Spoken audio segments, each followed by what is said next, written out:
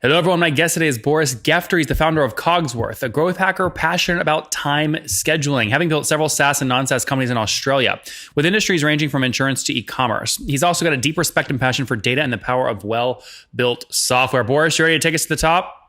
I am indeed. All right. So are you competing with like Calendly, Sunrise, Acuity Scheduling? You can book me, these kinds of companies? Yeah. I noticed you're using one of our competitors as well. So. Yeah, I am. And I mean, by the way, Square just actually bought Acuity, for a pretty good chunk of change. I mean, how do you see the space playing out over the next kind of year to 3 years? It's funny, when I first set out to build Cogsworth, I had a bunch of Google survey credits because I was one of the first to use it. And so I surveyed 500 Australian businesses to see if they used any scheduling tool. And the vast majority of them, almost 90% of them, said that they didn't use any scheduling tools at all, even though the space looks fairly congested and fairly well penetrated to someone that's technical like you or I. But the reality is that 90% of the space just isn't penetrated and isn't well marketed. And part of that has to do with the fact that a lot of these tools are quite hard to use. And so we think that we will not only be able to take a good percentage of the existing customer share, but we'll be able to grow the pie significantly as well, if we can do what we need to do. So are you focused on any specific niche, or is it scheduling tools for anybody?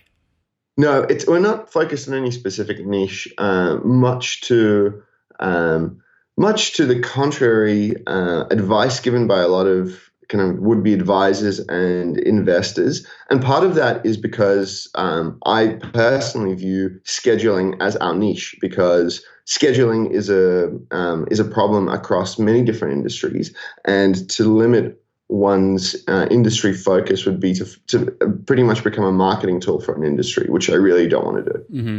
I just think there's so much variability across scheduling, across sectors. If you don't pick a specific niche, you risk getting beat out by point solutions in every single niche you try and serve, all of them. So, let me ask this a different way. If you look at all your current paying customers or users and you sort them by who they are, do you see a cohort that is kind of more aggressive or more actively using? Yeah, actually we do. And I'll go into why that also means that we can't be a niche player right now. So the vast majority of our users tend to be marketers, developers, consultants. So in other words, they tend to be customers with customers of their own. And the biggest thing that they want out of Cogsworth, which is what we're about to release very shortly, is the ability to resell Cogsworth. In other words, to install it for their customers and make money off of it. Well, then you're selling to agencies. Well, then we're selling to agencies, that's right. But the fact is that agencies don't have a niche, right? Agencies need to be able to say, okay, this customer who happens to be a restaurant needs a scheduling tool. This customer who happens to be a beautician, this customer who happens to be whatever, they need a scheduling tool. But your point about us risking being beat out by niche competitors is a valid one, and that's why we kind of approach it in a very interesting way. So Cogsworth has a core set of scheduling features, but we also have add-ons. And so when we release a feature into our add-ons, we don't bloat our existing product. We release it as a discrete feature that can be bolted on. And that add-on helps us tackle particular niches as well. Yeah, so it's a WordPress plugin model. Kind of, yeah, exactly. So for example, we could, when we release group scheduling and class scheduling, we'll also open ourselves up to, for example, the fitness and gym industry, to use Cogsworth, sure, rather than us going for the gym industry first. So help me understand, pricing is obviously also critical in this space, right? So on average, what are customers paying you per month or per year for this?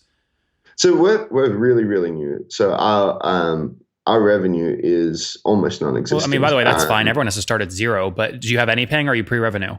Yeah, no, we have some stuff. So we have, so just to set the context, the way that we launched is we launched. No, hold on, Boris. Sorry, I want to go back. Just trust me on the process. So the current customers that are paying, how much are they paying per month? They're paying about $9 a month. Okay, $9 a month. So now let's backtrack. So now that we have that, what year did you launch?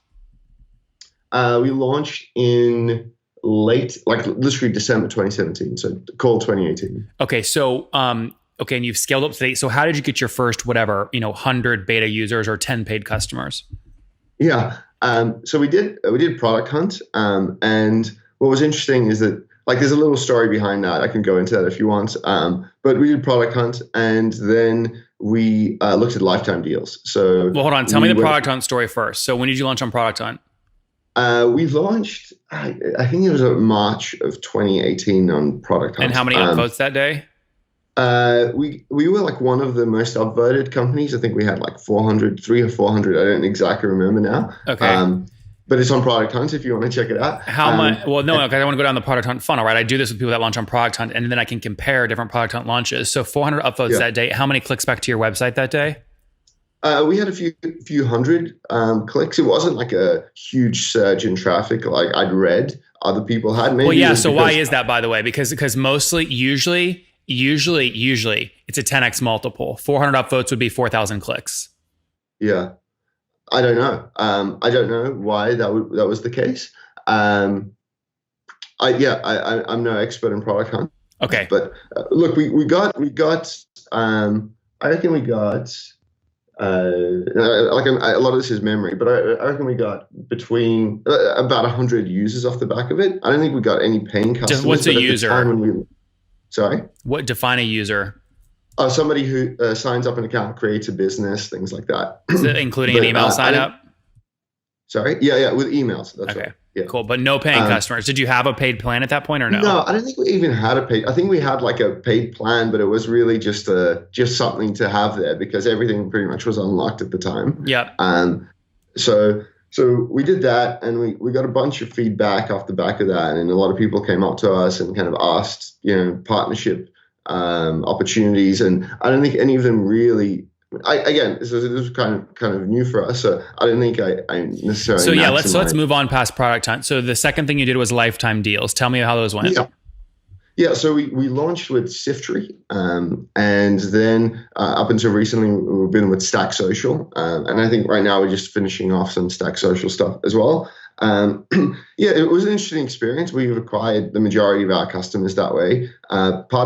Part of the necessity for lifetime deals with us has been the fact that we're completely bootstrapped, and we've been focusing all of our energy on the product and not on marketing. So in this way, we've been able to get maybe 1,500 users off the back of lifetime deals, and probably over 1,200 paying customers who have paid a lifetime price to be on Cogsworth.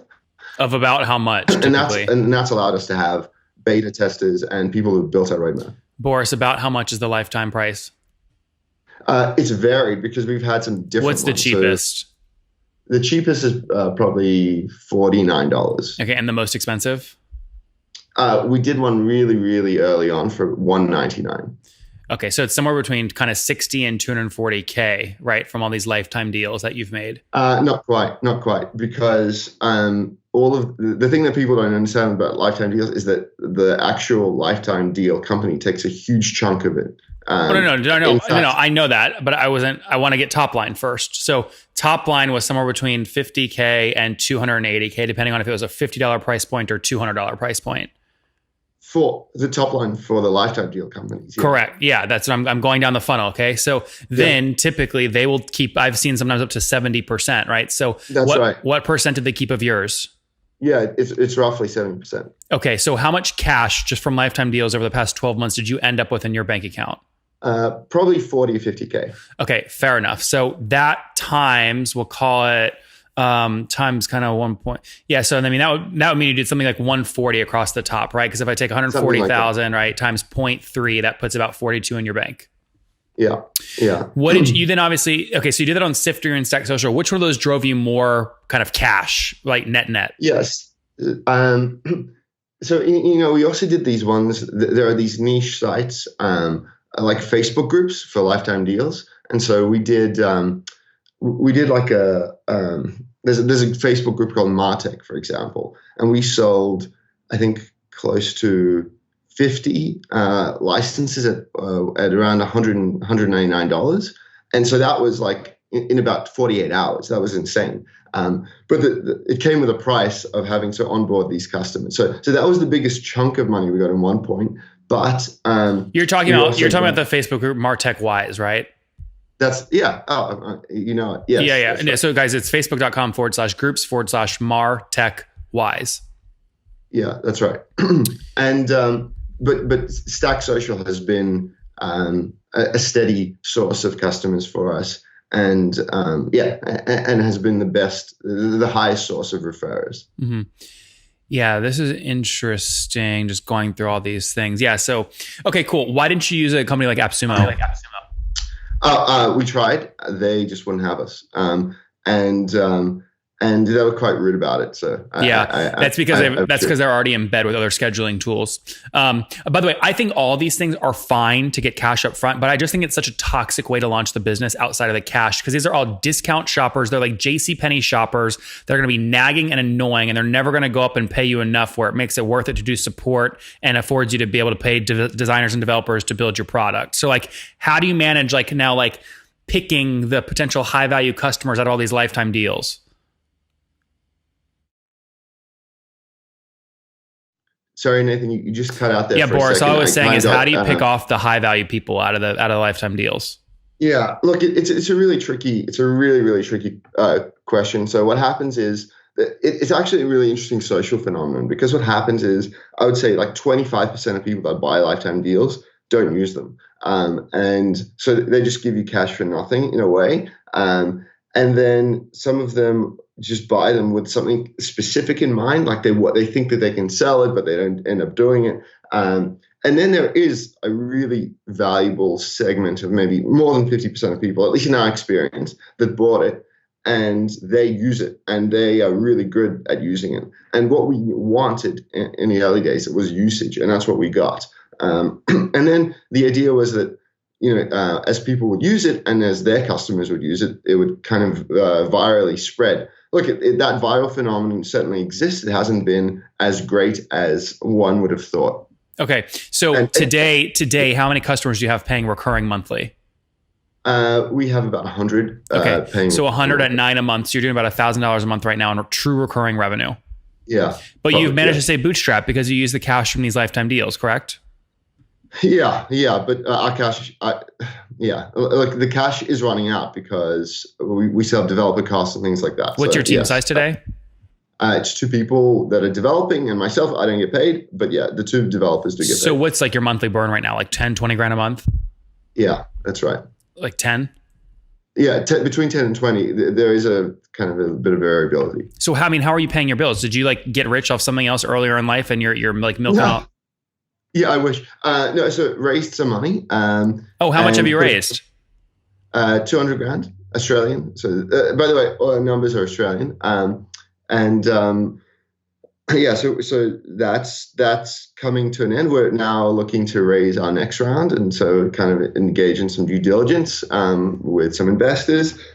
Because the story that we have, first of all, we can talk about how hard it is to raise money in Australia soon, because that's a hobby horse of mine. But it's really hard to raise money in Australia. So I had to kind of go to an angel, put in some money of my own, and I've kind of just had to come to the comfortable spot where I believe in the product and I believe in what we're doing, and a lot of our leading metrics are quite encouraging. And even if we run out of money, I'll just kind of continue to fund it, because I still consult. And how many free users are there that are not paying but they actively use it? So every day we have about 300-400 users that log in and do something with Cogsworth. And I'm not sure what, off the top of my head, what percentage of them are paying and not paying, but roughly speaking, 50% of our users are free and 50% of them are paying. Yep. Okay. And then what about churn, right? So of just your paid customers, what's churn monthly? Honestly, I could count them on one hand. Because you have 150 customers. So is that 5 people, 4, 3, 2?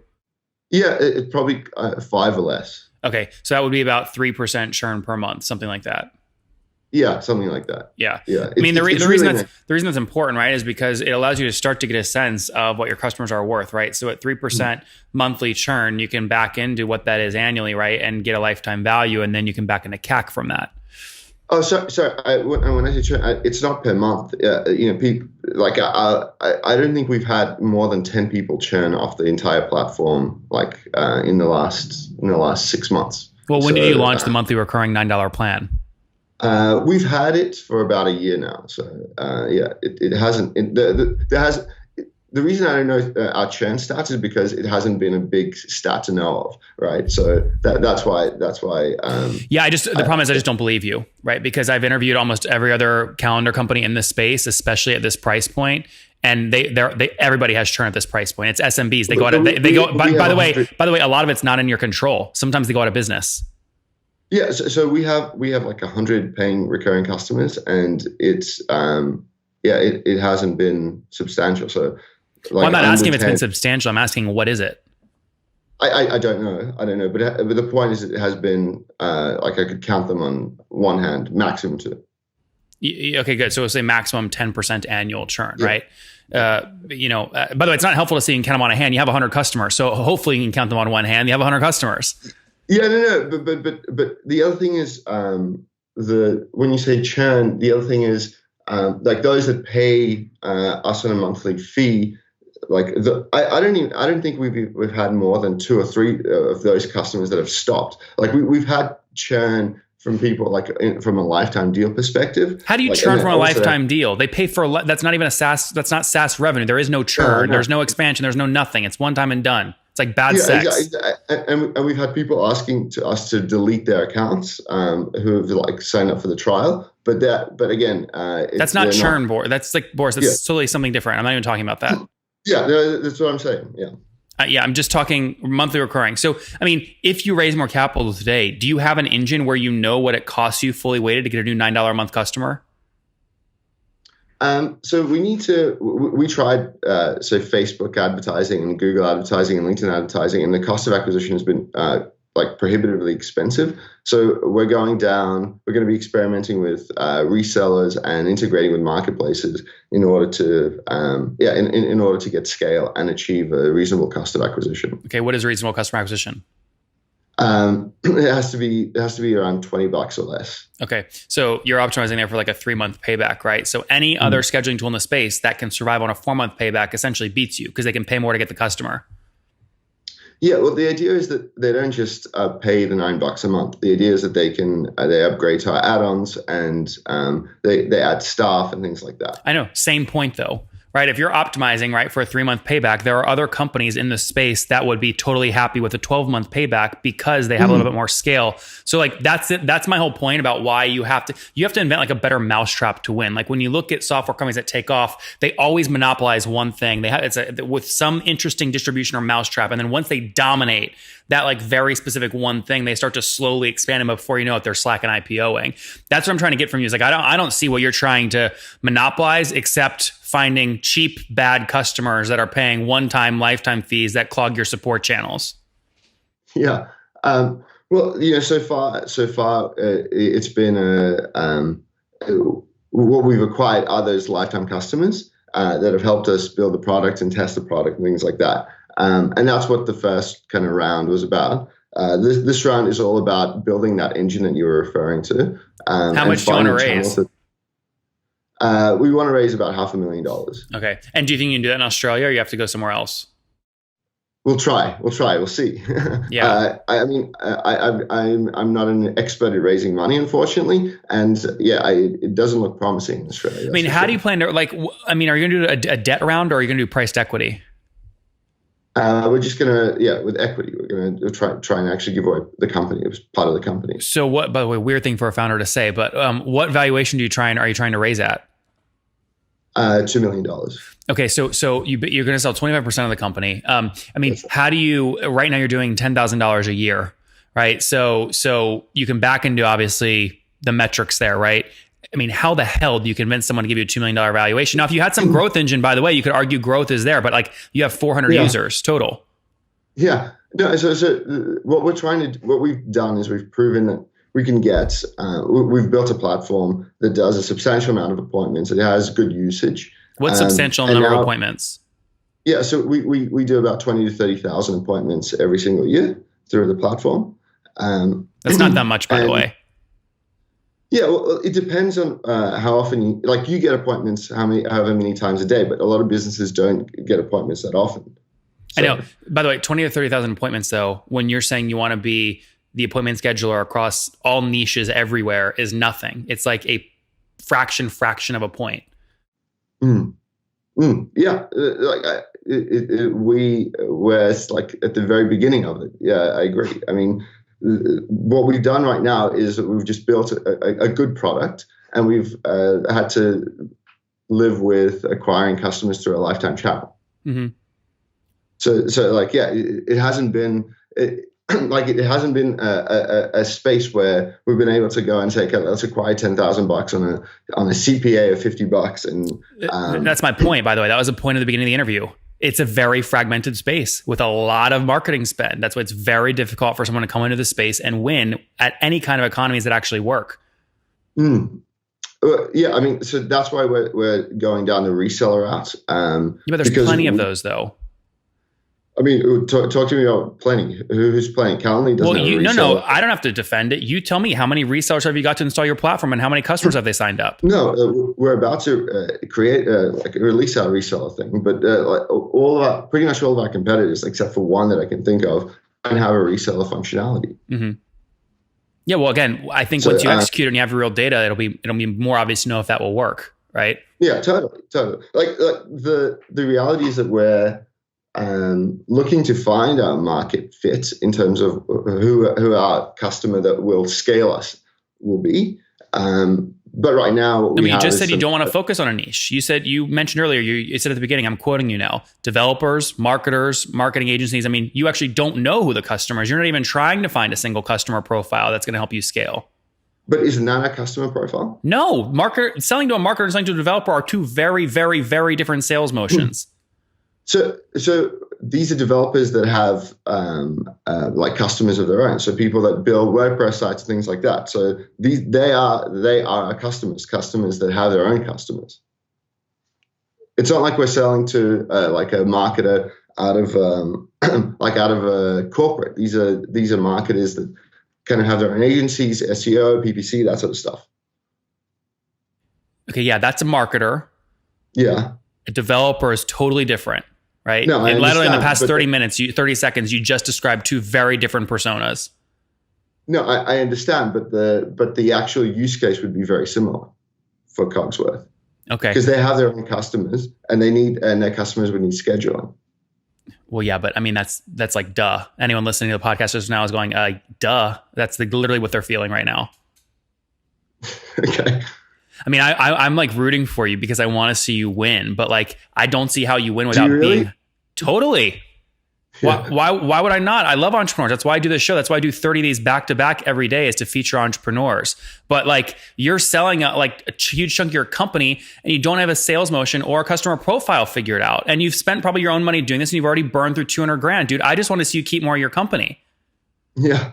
Well, but the thing is, I'm not sure. I'm not sure how what we're doing isn't like a kind of rational, because we've done these lifetime deals. We've acquired some of our customers. We've got some paying customers. We've proven this on a relatively small amount of money. We know what doesn't work in terms of cost of acquisition, like Facebook, Google. That's too expensive.